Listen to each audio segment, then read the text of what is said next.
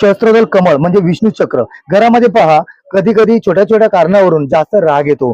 छोट्या छोट्या कारणावरून छोटी छोटी भांडणं होतात घरामध्ये. छोट्या छोट्या कारणावरून आपल्याला कोणाशी बोलायला इच्छा होत नाही, काय करायची इच्छा होत नाही. त्याला काय म्हणतात, वाईट नजर घरी येणं. त्यासाठी मेडिटेशन करायचं. हे मेडिटेशन चिन्ह आहे, त्यानंतर विष्णू चक्र. आता हे काय करतं बघा तुम्ही नीट.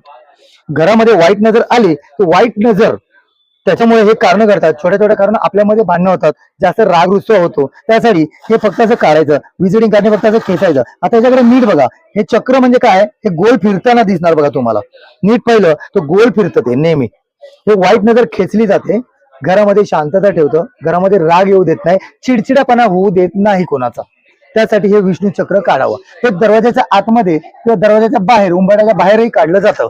हे तुम्ही तुळशीच्या झाडात पुढे काढा किंवा घरामध्ये देवघर असेल आजूबाजूला वर खाली कुठेही काढलं तरी चालेल.